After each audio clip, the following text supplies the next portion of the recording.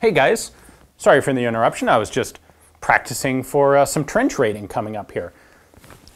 You're probably wondering what this thing is. Let me set it down on the table and show you.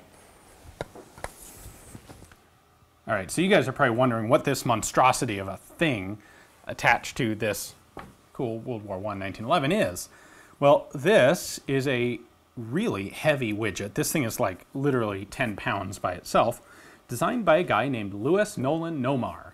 He patented it in 1936, and by 1938 he had manufactured 2 of them, of which this is one, which he tried really hard to get people to manufacture and get a contract with the Army. And he failed. No one really wanted this thing. They talk about always planning for the last war, and that's what he was doing. This is a 40-round extended magazine for the Colt 1911. And it's kind of sort of described as being also a shoulder stock, which it's totally not. What you actually do is loop this sling over your arm, and then the stock element here hangs under your arm, and it does actually allow you to control the gun because you can squeeze this up against the side of your body while holding onto the gun. And while it's really heavy, that weight actually acts as a nice little counterbalance to the pistol. And this was designed actually for trench raiding. As I said, preparing for the last war.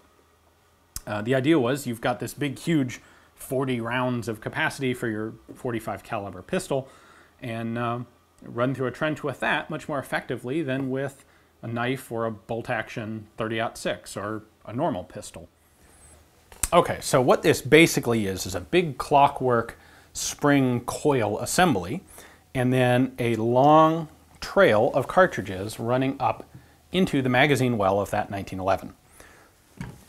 In order to load this, you pop open this door in the back, and there's a little trough right here for a stripper clip, and there's a stripper clip that's like this long that you slide way into this thing, and you strip cartridges onto it. These are standard 45 ACP cartridges. Once you've got 40 in there, you go ahead and close that gate. You then open up this handle and wind this. I'm not going to wind it up because it's not tensioned at the moment. And inside here, wound around this spindle, now I can explain this because we have the patent drawings for this which show how it works, even though I don't want to pull the screws out and pull the side off for fear of the whole thing unspringing itself and being irreparable. At any rate, what's wound up inside here is, think of it kind of like a bicycle chain. So it's this, you've got segments, slightly rounded segments that have pins connecting them.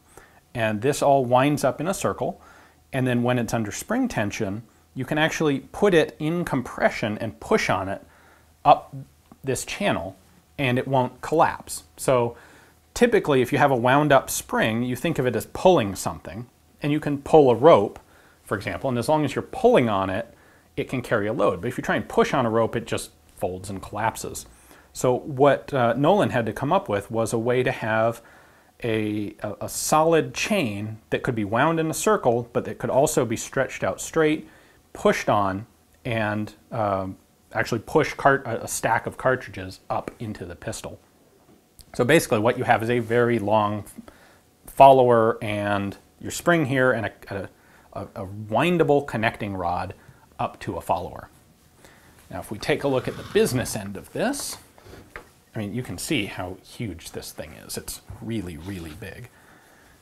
I'm going to pull the pistol off, and what we have inside is basically a duplicate of a magazine for the 1911. So here's our magazine stand-in. You'll see it has a magazine catch, just like a regular 1911 magazine. That's what locks the pistol on. It's got a bit of a springy thing there. And then here at the top, we have our follower. So cartridges present at the top of this magazine stick just like they would in a standard box magazine. So this requires no modification at all to the pistol. You just snap the pistol onto this magazine body stand-in, wind up the magazine, and you're ready to go. So there is a ratchet mechanism inside this winder. You can hear it there.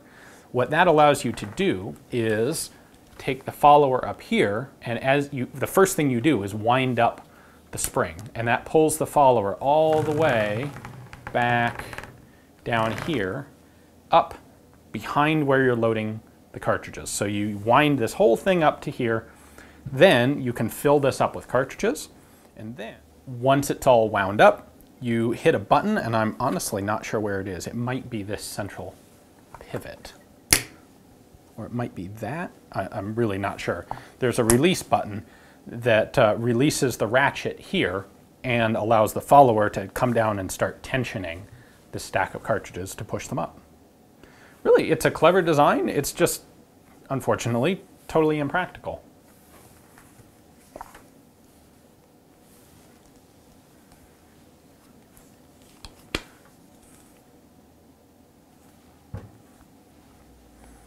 Thanks for watching, guys. Hope you enjoyed the video. This is an extremely unusual and really cool prototype thing for the 1911, for lack of any sort of suitable term.